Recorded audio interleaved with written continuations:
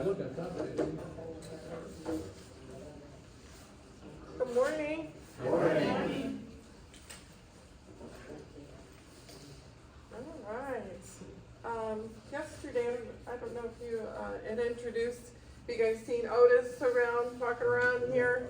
Yeah. If you do, introduce yourselves and, it helped him start to know people. It always makes it easier. Accidents. Yes.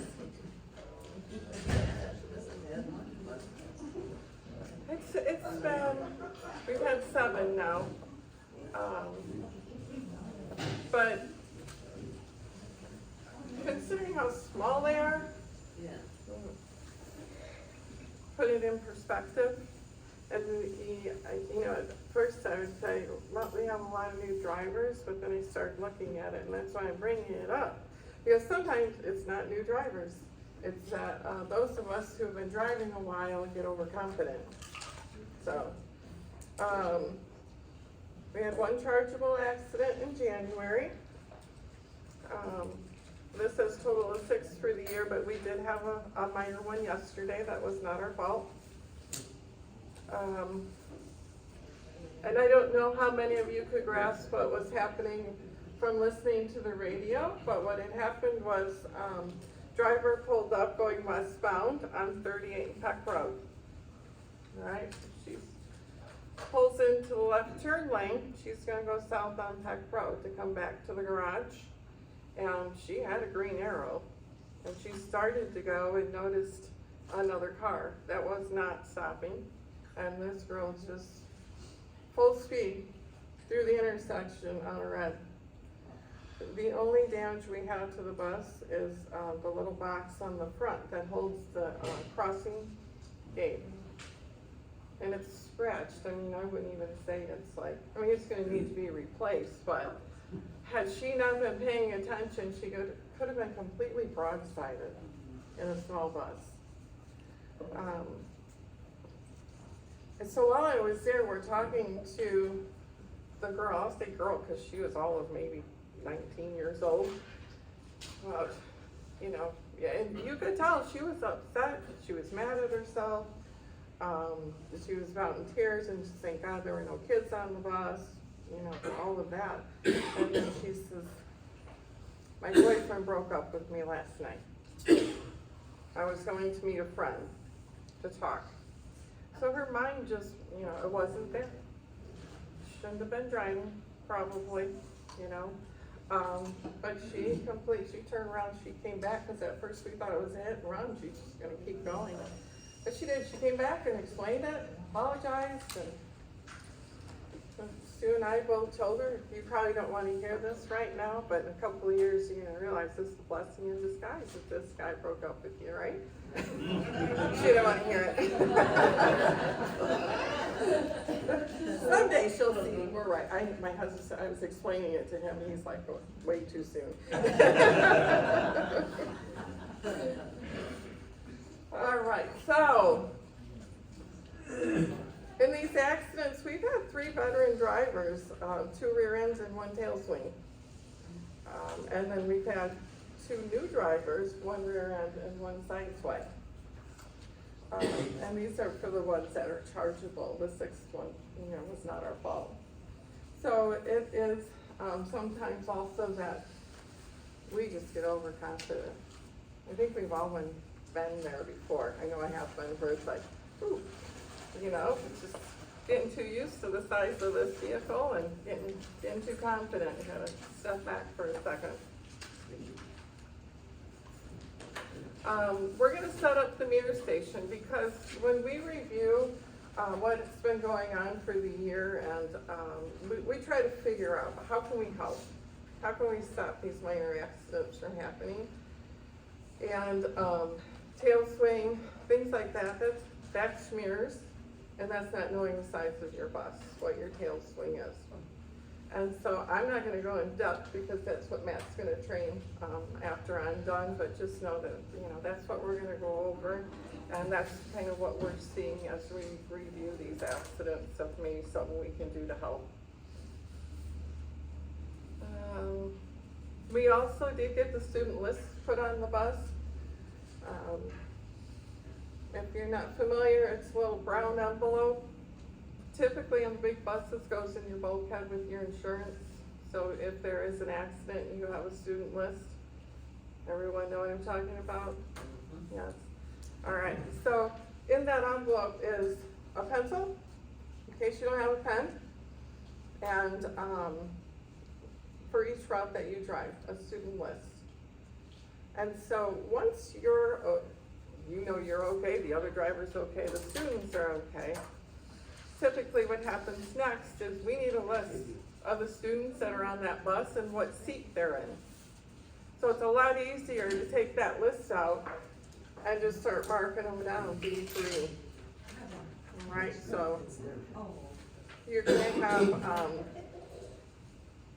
driver's side. What did we label it, S on the other side, or did we do door side? I don't wanna confuse them. It was Stair side. stair side. So it's driver's side is your D side, S is your stair side. And you're just gonna count the seats back. So you're gonna have D3, you might have S10, and you have A and B, and you can label it, you know, whatever A means to you. You could also do window seats, just so that we know where those kids were sitting. And that is going to cut a lot of time out of, for the police when they're there. They have to have that as well. So but they'll literally sit there and write each student's name down and what seat they're at. They need their phone numbers.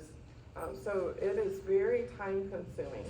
So if you're in a position that you can start that or do that, please do so.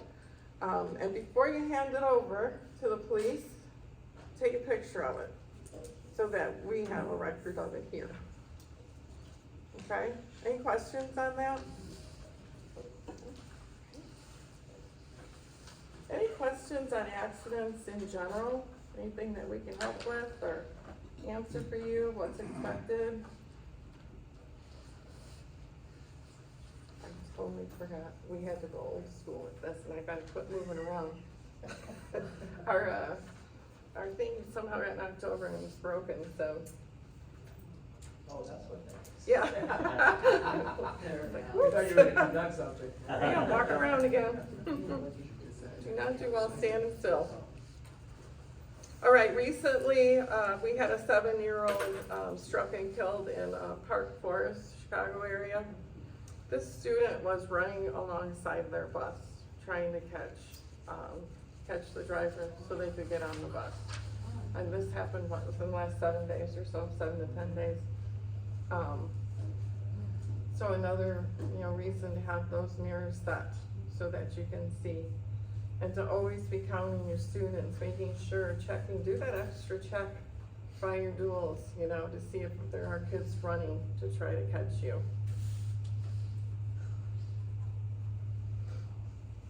We have the important dates done. Monday, February 20th, President's Day. That is a paid holiday for everyone, and no schools are open on that day, so everyone is off. And then Matt did send an email out regarding blackout dates, and I think Randy continues to put that on your daily email. We're getting a lot of requests for time off, so we are starting to have to black some dates out so that you guys know if you have something scheduled, you gotta try to change it to another date. Thursday, Friday this week was really bad. I think in the next week as well. Yep. So. Monday and Tuesday are also. Yeah. So kind of help us out, we appreciate it. We know though, if you have a doctor's appointment that you need to get to, if you're not feeling well, we don't expect you to come in. But I want to make it clear because while I appreciate the dedication, when people show up sick, it can make it worse, right? Because we're just spreading it then. So if you're truly sick, do not feel guilty. We'll figure it out. Like, if we have to run a late bus, that's what we'll do. We have the technology now. So we can send that out to the parents. If it's cold out, they can bring their kids in and wait for us to get to them. And also, while I bring that up, if you're running late, let us know, because at the 10-minute mark, especially when it's brutally cold out, we want to notify those parents and let them know that that bus is going to be late so that they can get their kids back inside, if they're not standing out in the cold. So please, just call and give us a heads up and we'll send it out. And if there's honestly anything that we can do to help you get those students picked up, then we'll do that as well. Any questions on any of that? Yes, I don't Sharon? have a question, but, I hear it on the radio, people are running late, and I don't think a lot of them know that when you're sitting somewhere, you only wait for so much and then you just go. They need to know that. I think the little buses, we get what, 5 minutes? If they don't show in 5 minutes, you call in and say, I'm on my way. They do not even get 5 minutes, correct? The only kids for special needs that really get the 5 minutes are the kids that are on the singular kids on a route, where they're the only one, because if the kids are 5 minutes late, that means every other kid is 5 minutes late, and Right. it keeps happening, it just trickles down, and Right. before you know it, you're 20 minutes down, because 4 kids were 5 minutes late. Right. So we hold them to like a 2-minute rule. All the parents know every year that it's 2 minutes and we're leaving without you. So we are trying to be consistent with sped, the same as regular ed, I guess, in 30 seconds, or like, you're on time, go. Cause Right. they're supposed to be out there before the time anyways, and I know that's part of the rule. But I just brought it up, cause I hear it sometimes, I think, they must not know that they can go. Yeah, sometimes it's a learning curve, and if you think about, if you're new and trying to understand all of these different things, where if it's regular ed, you wait 30 seconds, if it's sped, you wait, a couple minutes. If it's this sped student, you wait 5 minutes. It can be a little overwhelming. So typically, if we hear that going on the radio, we do talk to that driver when they come in and let them know, or have no problem with drivers jumping in who have done the route, such as yesterday, Teresa jumped in and said, hey, those kids aren't usually there, don't worry about it. Even if you're just calling a driver to say, they're not usually there, don't worry about it, can sometimes mean all the difference in the world to a sub-driver who's out there, a little stressed to begin with. They can take that deep breath and settle back down like, okay, I didn't do anything wrong. Even though they didn't do anything wrong. Like, sometimes your head just goes there. So, yeah, if you've done the route and you want to jump in and say something that can help that driver out, go ahead. All right.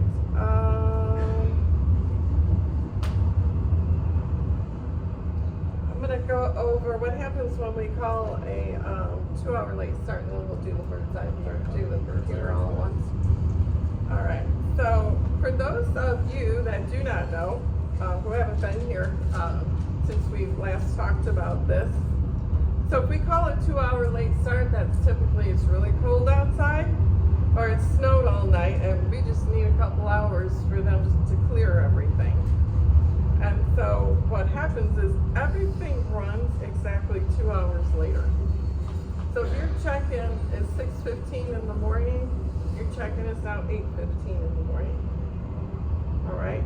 And if you normally drop at the high school at 7:30, you're not going to be dropping at the high school at 9:30. So everything is exactly 2 minutes pushed out. And you'll get alerted. That's why, we over the last couple months kept sending out those tests or those text alerts for you guys. Because if we know ahead of time, which a lot of times we do, because we're involved in that decision. Because while I always say the buses will always get through, and typically around here they do, I have to know that the drivers can get in. Because that doesn't do us any good if you guys in your personal vehicles can't get here. So those are the types of things that we're weighing out. And if it's bitterly cold, same thing. we're not sure that all of you guys can get here in time because it is brutally cold. You know, we want to give more time. Pushing out 2 hours also gives us 2 more hours to say, do we just call it? Right? It just gives us a little more time. And sometimes after, you know, an hour goes by, we can say, no, this is ridiculous, we need to just call it. Or we can say, yeah, we're good. You know, in another hour, we're all set, we're fine. But just know, that's what will happen. It'll always be 2 hours, and it'll always be exactly 2 hours later than what you're used to. Ben, did you have a question? How cold is Bittersweet? I was asked that last week when I got a cold. Where did I stopped in the teacher's lounge at South, and they were asking that, and I said, your superintendent's from Iowa, so it takes a lot. We have called it before though, but it was wind chill. Yeah. So if it's really cold and it's blowing, I think it was about 20 below last time. I think it was like 30 30, below. 30, yeah, that's 30. So around there. When you call that, does it apply to every route, SPAD, Gal, Yes, every single route? it does, and let me tell you why. Because it would make absolutely no sense, and this is how I argued it with our student services department. It would make absolutely no sense for me to say, we cannot go and get the students and get them to Mill Creek School, but we can go to Genoa, pick a kid up and get them to Kretschke, right? And that's literally how we put it to them. Like, if we're on a 2-hour late start, everyone is on a 2-hour late start. Senior kids, special needs, whatever it is. Okay? Good question though. Any other questions about that? Yeah. Well, the reason I ask is like my Gal route, if it starts at 9 and they get out at 11. It's next. You're getting ahead of me. No. So your PM clock-in will not change. They'll be dismissed at the same time. It's just a shortened day for them. And GELP will not be in session. So no GELP kids, not AM, not PM on those days.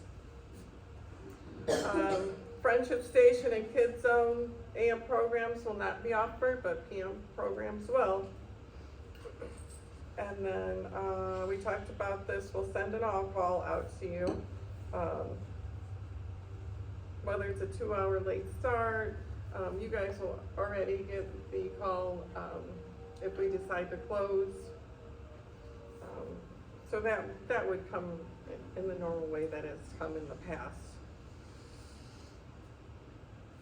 And then you guys have already seen, we will send out, if the weather's bad during the day, you know, we'll send the text out to please come back, you're available. And that typically is so that we can at least get to the buildings on time. We know if the weather is bad, typically we're still gonna get behind, but at least we started out on time. Started getting them home.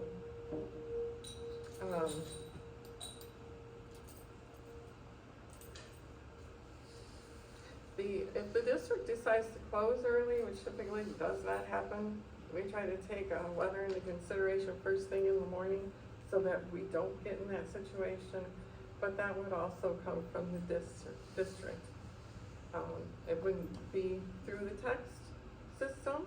It doesn't mean that one of us wouldn't send you a text though. So you probably get notified twice, because I think ours would probably go out quicker. You know, you're gonna see a text quicker, you know, so we'll send that out both ways. And then from the shop, fueling. Please do not get back in your bus when you're fueling. It's dangerous. You're not even supposed to do that in your personal vehicle. You're not supposed to be on your cell phones either. Your pre-trips, make sure you're putting your bus numbers on there. Because if you mark something and you haven't put down what bus it is, a lot of you have illegible signatures. And we can spend a lot of time trying to figure out what bus it is. So please, make sure you put those. the bus number on those pre-trips. And there's just field trips, my usual spiel. Get signed up if you're available to help with field trips. Spring's coming, that's when it's gonna get really hectic for field trips. And then Matt just got the days for, Great America, Six Flags. So that'll be going out, just a heads up to you guys, because that will also, those are also blackout days, because we're trying to cover the trips to Great America. And typically what we have to do is, they have 6 buses that go up there, take the students, and we bring 4 of you back. We try to leave at least 2 of you up there just in case. They need to be shuttled somewhere if the weather changes or whatever. So, you know, we're 2 down right there if we leave 2 drivers up there, plus any other trips that we might have, plus anyone who is not in that day, that we're already covering, you know, who's on long-term medical or something like that. I think that's it. Did you cover anything else yesterday, Matt? It's kind of like we did 2 different meetings, so I don't know if any questions came up yesterday. The only other questions outside of all that were about the incident last Friday. Or 2 weeks ago Oh, Friday. yes, the fight on the bus. They did ask if they could see the video, although I have a feeling most of you have probably seen it already, right? No, No? I wanna see it. I wanna see how that guy got out the window. You gotta find it on social media. That part, I've seen the video, that part's not in the video. But that is what everyone wants to see, even yesterday. I wanna see the kid go out the window. Did the driver throw him out the window or keep him out? So did he go out the safety, the emergency window? Because that one pops open, that's what I That's think. not how it was described to We me heard by the no. driver, no. Oh, it was a regular window? Mhm. Oh my goodness, wow. My first question was, did he know the back door opens? It was a stressful situation. Was he running for his life? Well, it was Friday. I think he'd had enough of school, ready to start his weekend or something. I don't know. He wasn't hanging out. I And got he's not the kid that actually got in the fight, it was I'll just walk somebody that from just here. wanted to leave? No, Oh. no, this was, So, was it 2 girls or 2 boys, Faye? It was 2 girls. Oh. Oh, yeah. Were they fighting over him who went out the window? Oh, maybe. I don't want to be wrong. Again, in 2 years though. What was your question? The 2 girls? I have heard no. Nobody is giving up the name of the kid who went out the window. Oh, my gosh. We got a Um, picture of him though, It's on video. right? Video, right? No, it wasn't working. Oh, no. Oh, that's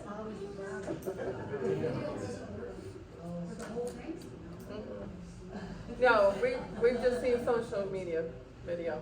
Oh, cause somebody was taping it behind the bus? Yeah, that's what we both said, like, it'll be on social media. It's not like it won't be out there, right?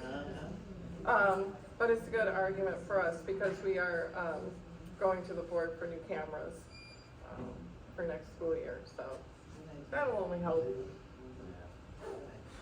What happened to the 2 girls then as far as punishment? I've heard one has not been on the bus, but I think yesterday you said one was, right? correct. The one who, so if you see this fight, there's clearly someone who gets in way more punches than the other one. Put it that way. So the one who got in way more punches has not been on the bus. What did the police end up doing? Because the police were called, Mm-hmm. so when they came, what happened after that? So, not only did we call the police, we called the high school. So the principal went over there and one of the deans and, you know, took the kids off the bus and they dealt with that separately.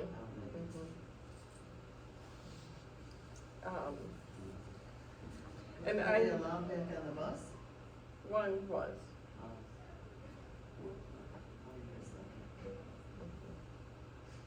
So, Gosh, come on, inquiring minds wanna know. You want the details. News at 11.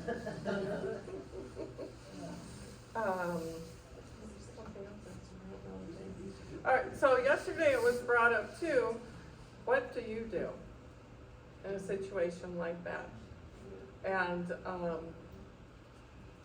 I know we all have our own thoughts on what we would do.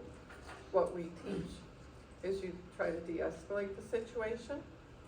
So, you know, sometimes all it takes is that parent voice, you know, knock it off, and you can snap them out of it, though I don't think that would have worked in this case, and I don't think anyone would have stepped between the two of them. But if you have water, can you throw it at them? Yeah. If you can't de-escalate it, Not in the bottle. yeah. Not the whole bottle, just the water. You guys are handcuffed. Someone asked yesterday if you could spray it with a fire extinguisher. No. That's chemicals, can't do that. You can't physically send them. So we teach you cannot put your hands on the students. And I know we have, came up yesterday, people saying I could not sit there and watch that and not do anything. But no, you are taking a chance when you put your hands on a student. So what we teach is call us as soon as possible. Obviously, you need to get pulled over. And this driver did exactly what he has been taught to do. He called us immediately. He pulled over as soon as he could. He kept us informed of what was going on. His first transmission to us, I need the police. I have a fight on the bus. This is where I am. And so we could just right away get the police involved and get them heading to his bus. Do you call them or do they hear our transmissions? We call them. Okay. So he did exactly what he was supposed to do.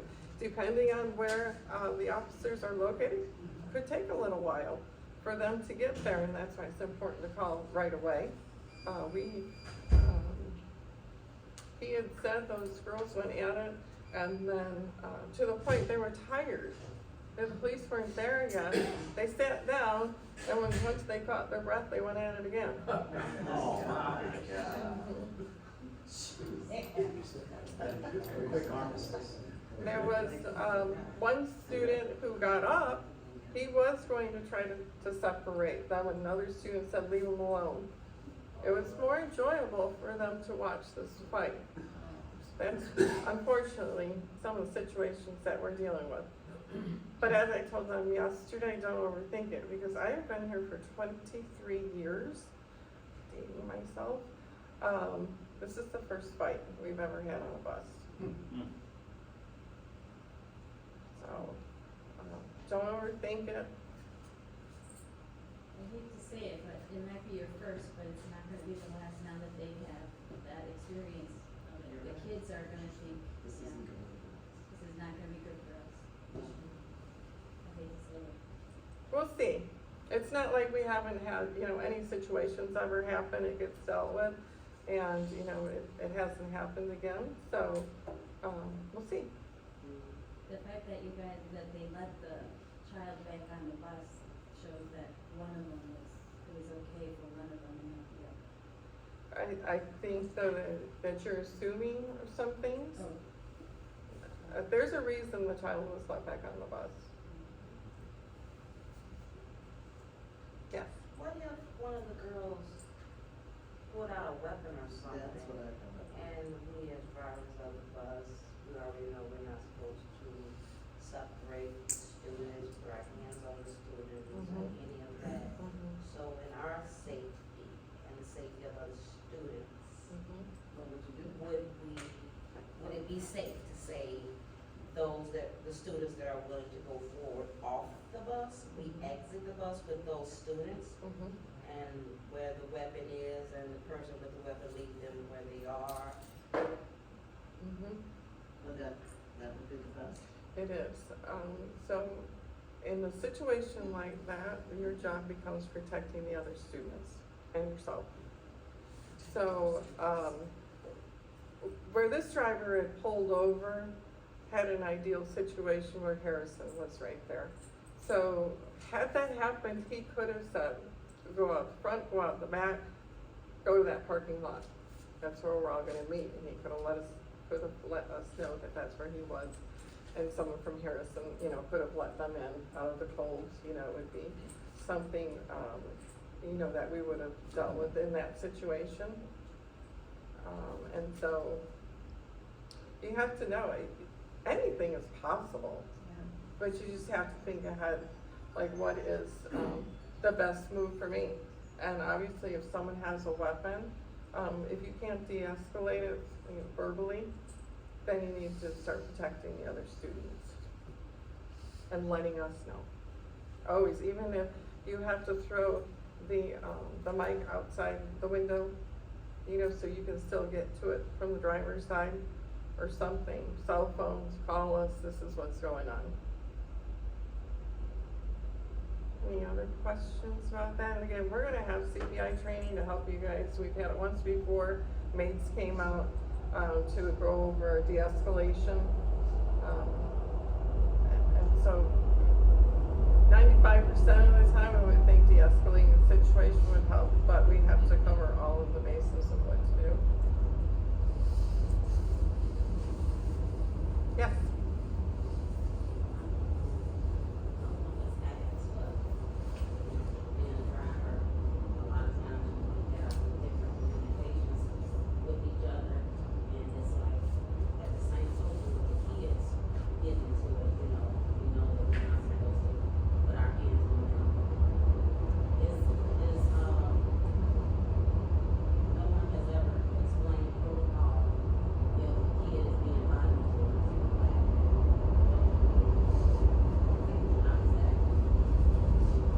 So again, it's gonna depend on where are you? You know, is this something that's been occurring, that we can get the school involved, so that that student doesn't get on the bus?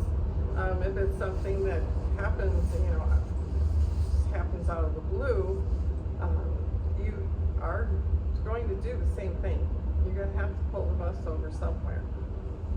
And even if you can't get to, say, a parking lot, you're on 38, put your hazards on, you know, so that, because you're gonna have to, I'm assuming you're talking about having to defend yourself.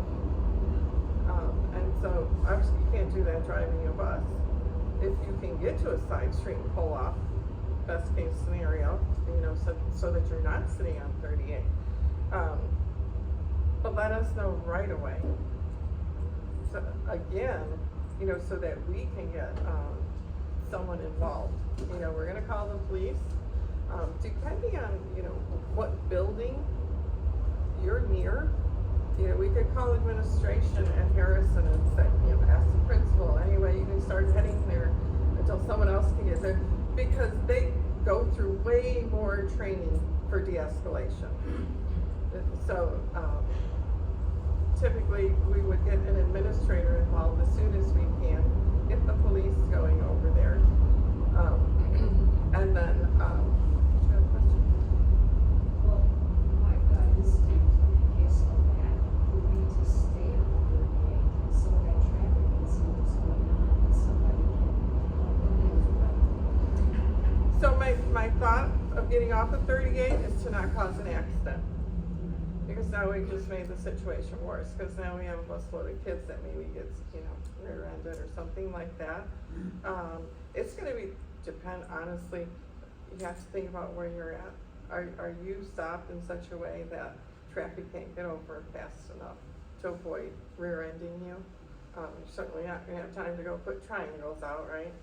So, every situation is going to be different, and you're gonna have to think quickly on, what you think is the best thing to do in that situation.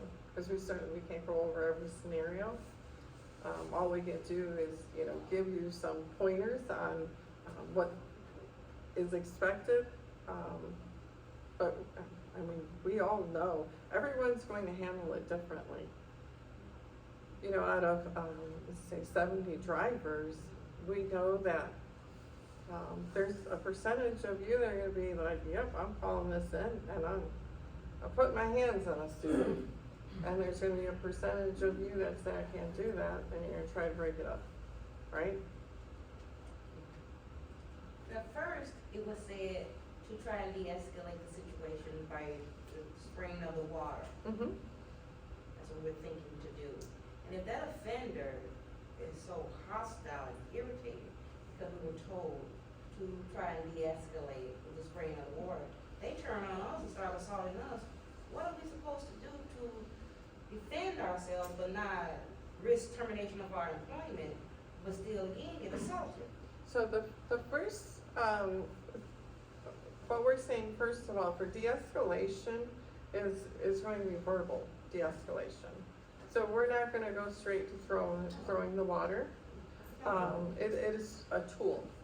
If If you're, needed. you know, or they're coming after you, throw water at them. Just something that another, you know, driver have brought up, can we do that? You absolutely can, if you think it will help the situation. If you think it's gonna make it worse, absolutely, don't do it.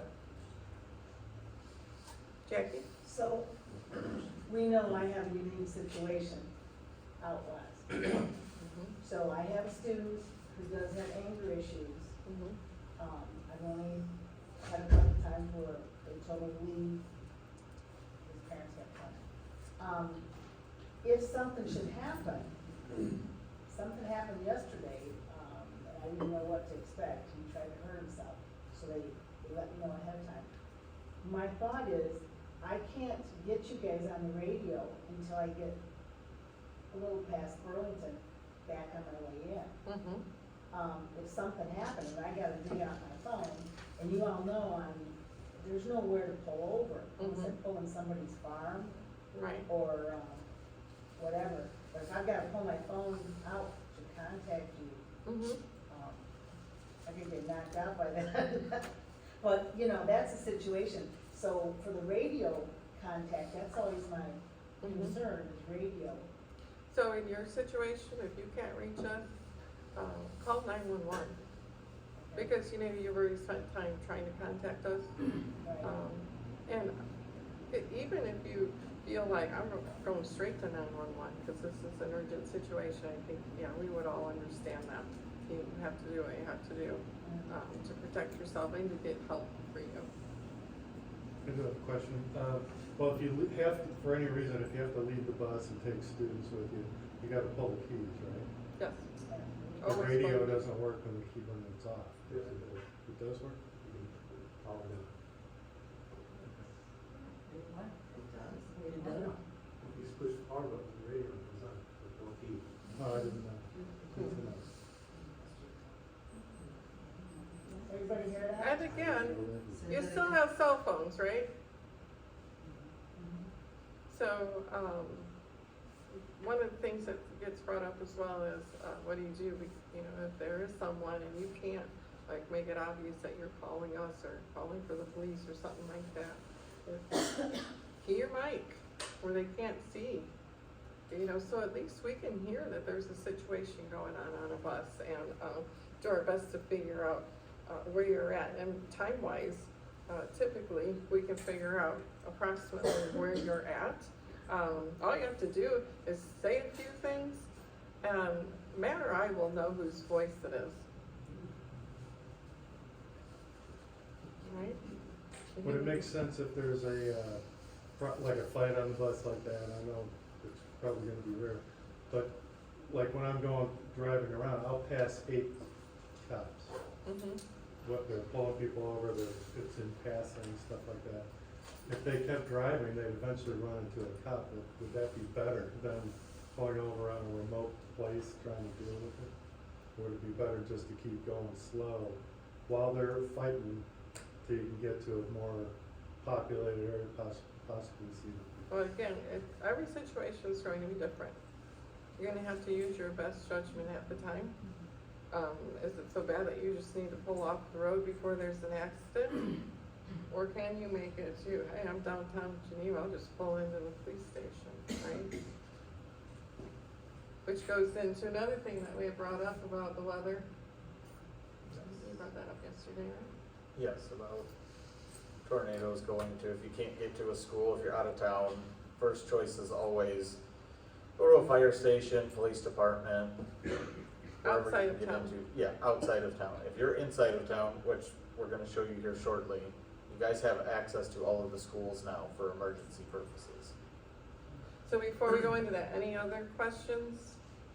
Again, we're gonna be bringing in training to help you guys for de-escalation, and, we know that there's going to be, you're the one on that bus, you're gonna have to make some quick decisions. And if you need to get your cell phone out, totally gonna, back you guys up that you're doing what you need to do to resolve the situation.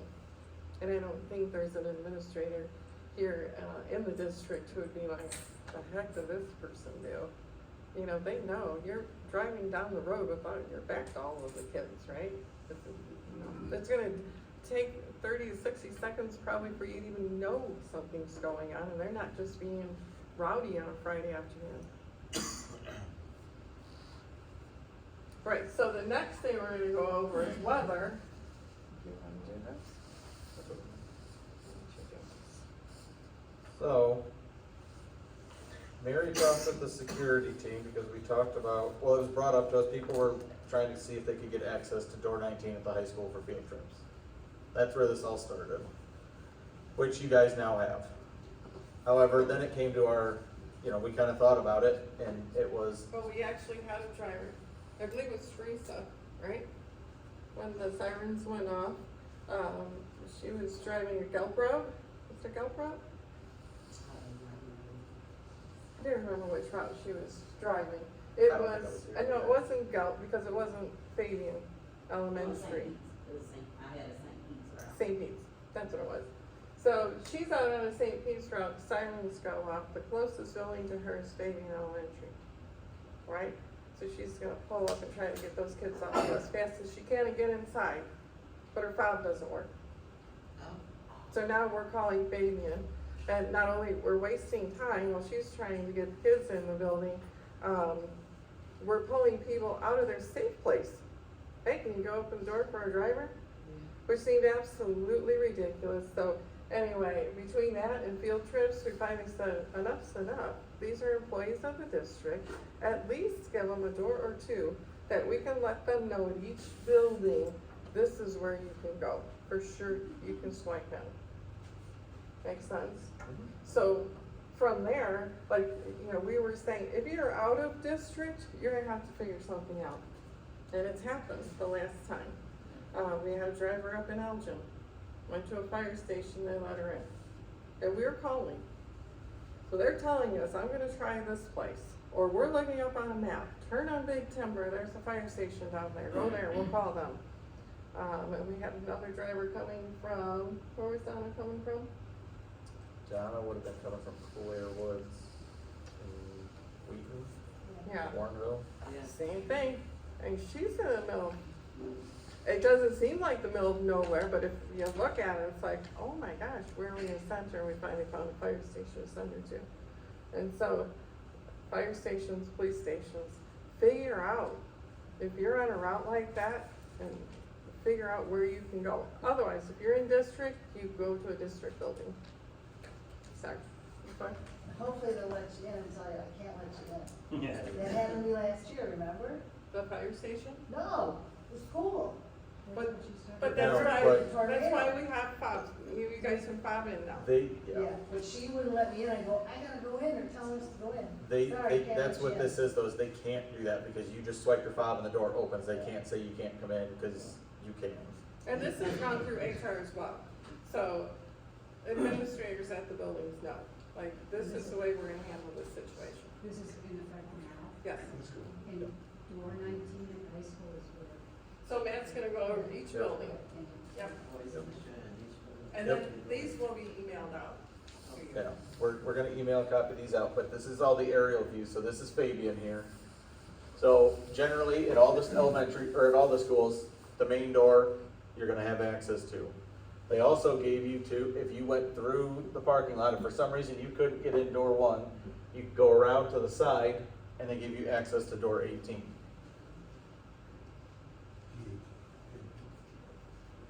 the high school, they gave you door 19 is the diagonal. You also have access to the main door on McKinley and the gym on Center Street. So whichever door you're closest to, it's pull the bus over and get inside.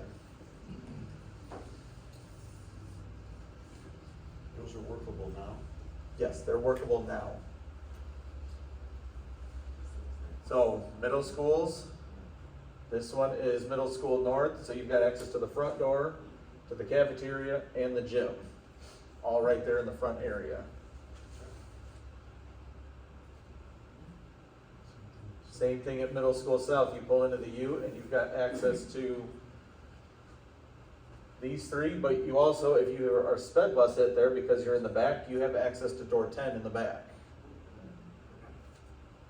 Which also works if you're in that neighborhood back there in Randall Square, you could go to that door instead of going all the way around to the front of the middle school.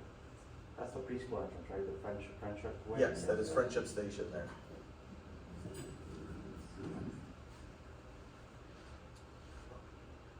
Heartland, when you pull in the bus turnaround here, you've got access to door 1. Or if you're coming from the other direction and it's gonna be faster to pull in the parking lot, you've got access to door 3, which is in the staff lot there.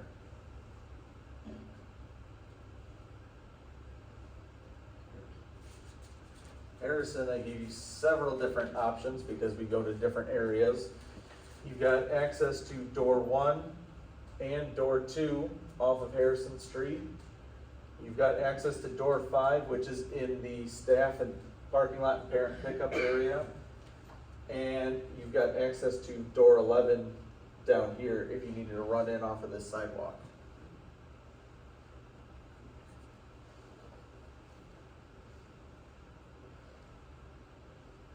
Mill Creek, they give you access to door 1 in the bus lot.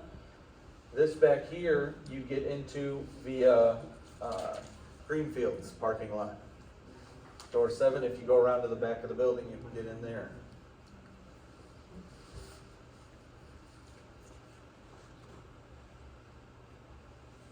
Western Avenue, same thing, door 1 right at the bus turnaround, or door 8, which is back by their sped drop-off area. And finally, Williamsburg. The 2 doors they gave you are both by the bus turnaround, door 1 and door 17. Like we said, we'll email these out to you guys so that you guys have them and know where you can go. Any questions on that?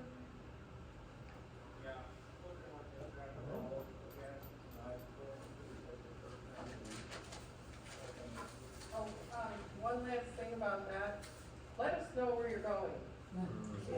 Because we do have to keep track of where all of you are. We have people calling us, and wanting us to know where the buses are. So we're keeping a running log of where everyone is, just to make sure everyone is in a safe place.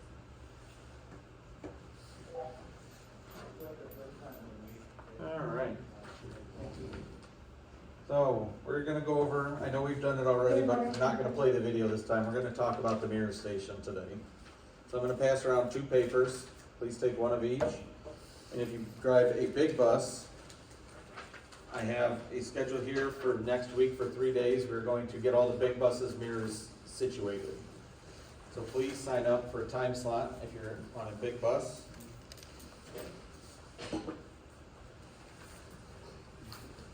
So, who has used the mirror station yet this year? Same as the first group.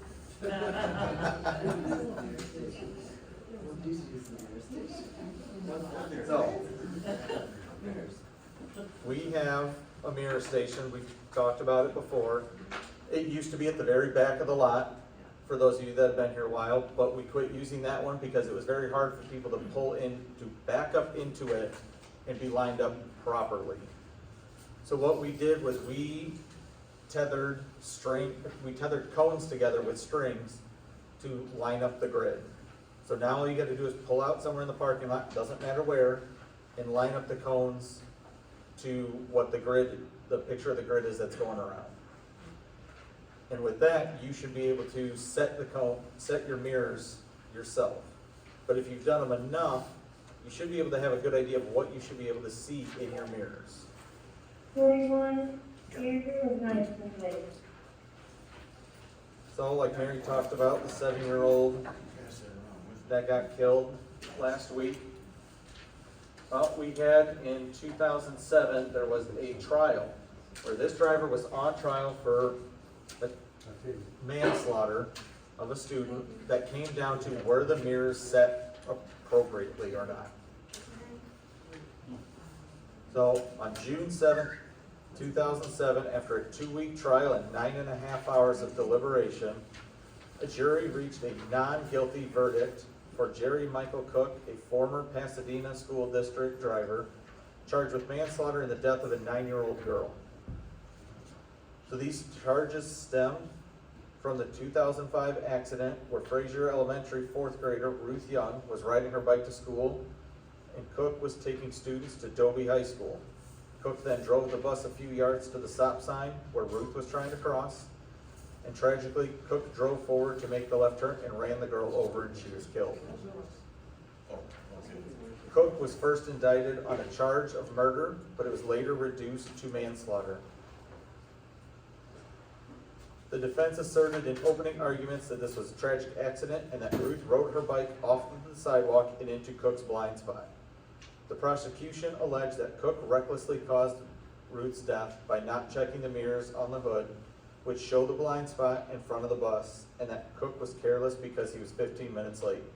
By not yielding the right-of-way to Ruth and checking his mirrors, the prosecution said he disregarded his required safety training. At one point in the trial, a traffic reconstruction expert testified about the use and proper adjustment of mirrors.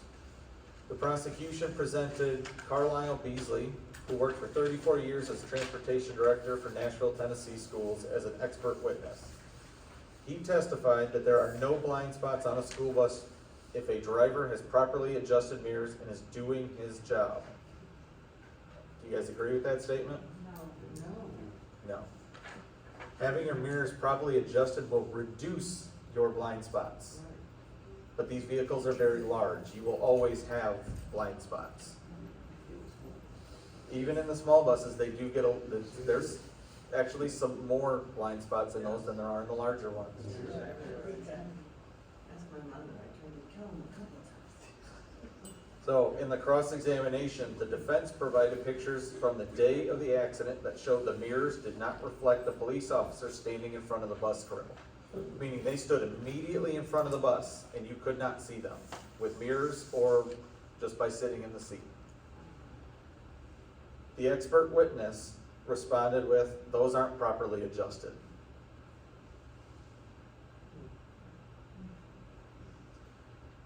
So, another situation. A 6-year-old New York boy remained hospitalized after a school bus dragged him along the road for about 60 feet. Authorities say the boy had the skin scraped from his torso, patches of hair ripped from his head, broken thumb, and bruises to his face. They say the bus doors closed on the boy's backpack and the driver drove without realizing the boy was stuck. The bus finally stopped when other children on the bus alerted the driver to the situation. Now, that one comes down to two things. One, it's a little bit of mirrors, because if they were properly adjusted, you should be able to see your door side there. But also, how do you not notice there's a backpack stuck in your door as you're driving down the road? Or the door open. Yes, the door would be cracked open. It's not going to shut all the way with that in there. So another one, 5-year-old girl exited the bus and the driver checked, thought the area was clear, and began to leave for the next stop. The girl was run over by the rear wheels of the bus and killed. Likely the girl dropped something and went to go get it underneath the bus. Driver lost track of her and thought she was gone, and she wasn't. So this fatal accident, along with 13 others, took place loading or unloading students in 2005 and 2006. So I looked up the statistics for that. 20 to 30 children lose their lives in the loading zone each school year. So, thankfully, that has not occurred to us, and we don't want that to happen. But we need to make sure our mirrors are adjusted appropriately so that this does not happen. And as Mary said earlier, always make sure you count your kids and know where they're at.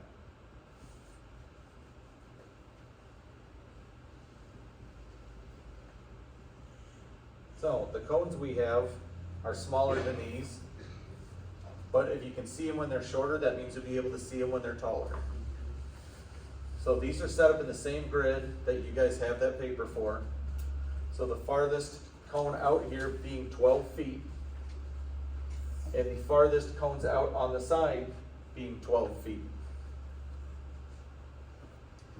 So this is effectively what it would look like with your bus pulled up, except the cones are significantly smaller and I have ropes that tie them together so that you know exactly where they need to go.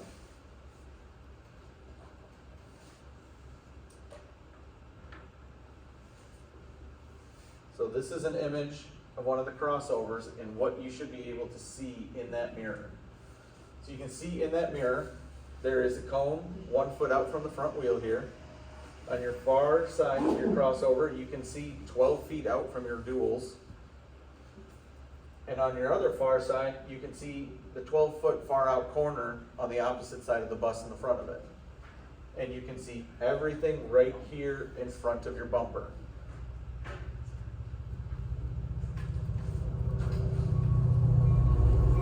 Same with this crossover, it's just the opposite direction.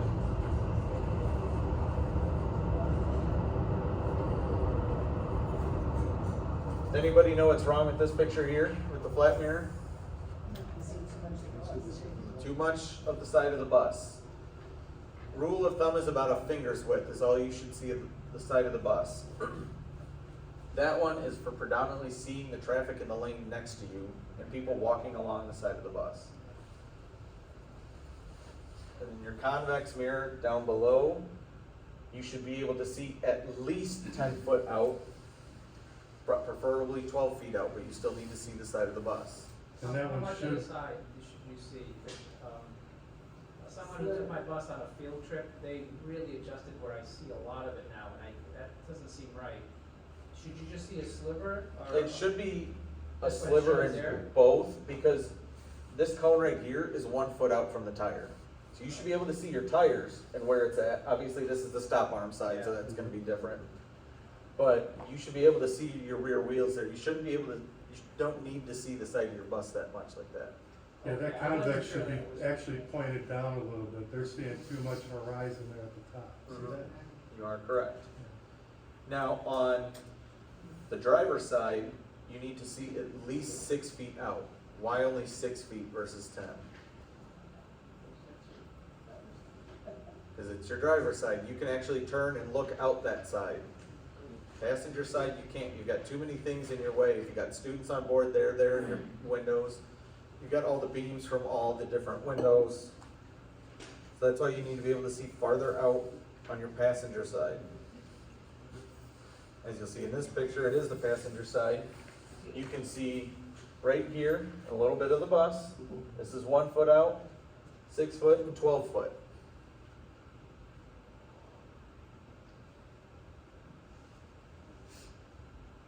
And then in these pictures, they set up a cone that was 200 feet back behind you.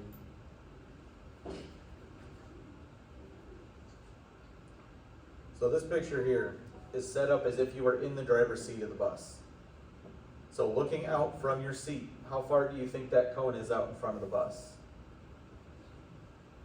12 feet. It is 20 feet out in front of the bus. And you can see the grown man here is barely above the girl of the bus. So that first situation we talked, we know we have the crossing arms, but when you're at a stop sign and someone crosses that crossing walk, your stop arm's not out there to protect them, to keep them 10 feet in front of the bus. You may not see them. And it's also gonna come down to how tall you are. I'm going to be able to, I can see the 12-foot out cones without using the mirrors. Jackie, on the other hand, may not be able to.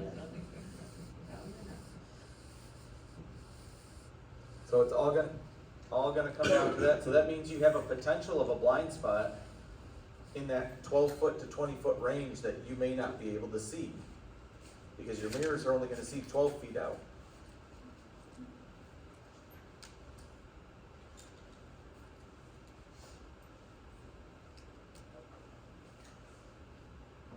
Alright, in this picture, there are cones hidden in blind spots. Anybody have any guesses where they are? One's behind the wheel. Yep. Oh, like Mike said, one's behind the wheel. You can't see that area. Another one's right behind the bumper. We all know the back is a blind spot. That's been a pretty evident one. But then you got two that were under the side of the bus, not behind the wheel. So it just goes to show that even with them properly adjusted, there's still blind spots, but we need to try and reduce those as much as possible. So that's why we're having you guys do this, and then once we get all the big buses done, we will go around with the little buses and do all the sub drivers. The subs, I feel like, need a little bit more than everybody else, no offense, but they have to hot bus the bus, and they gotta be able to figure out how to do it, not necessarily using the cones every time. Unfortunately, they have to get in the bus and sometimes just go and have to adjust it as they're sitting there. Should have a rodeo.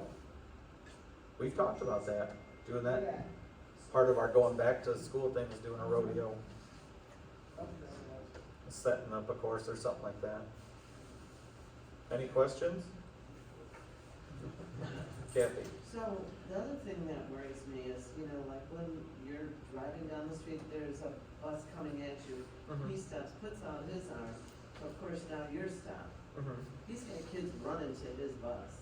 The thing that always worries me the most is, when he puts his stop arm in, those kids could still be running around your bus even, trying to catch him. You just never know. I've noticed that in neighborhoods before. So it's like, you know, it's not only your bus that you have to worry about. If you're stopping for another Yep. bus, and he's got kids running, cause they're running late, you know, to get to school or whatever, you have now got to make sure you're checking all around yours before you take off. Correct, you should, and if you're the other bus in that situation, you should be checking your mirrors and looking around before you take off to make sure there aren't any students running towards your bus, because if there are, you shouldn't be leaving. That's the same with dropping off too, I Yep. had that situation on Wood and Fargo. Running across. Yeah, well, they get off, then they're all running, I stop on Wood, and then I take Fargo Okay. to Lewis, so I always catch them 21 dropping off. So, you gotta watch. Yeah, you do. So, Teresa, did you have a question? I was gonna ask, as a sub driver, did I need to sign this to, do the other? I was gonna pull the subs separately. Oh. Any other questions? You didn't get, Did it not make it over there? It's Teresa has it. Oh, yeah, okay. So the little buses though, I know on the little buses, cause I kinda did it myself physically, but, those arms, Mm-hmm. they have to, I noticed when I took mine, it had to come in for me to get the right. They do, all of those arms window. are, so if you adjust the mirror itself and it does not go far enough, all of those arms and the actual housings move. So you can twist the mirror, the actual mirror housing, you can move the arms and adjust them. If you're in a big bus, for example, the crossovers should not be pointing straight out in front of you. Usually, it depends on the person, but usually about a 45-degree angle is where they should be sitting. But yeah, if the mirror's not going far enough for you, if you can't get it, let us know. We'll come out and one of the mechanics can come out and adjust them. Some of them, people haven't moved the arms in so long that we've got to spray them with anti-rust and try and break it up to get them to move. Any other questions? All right, then you guys are free to go.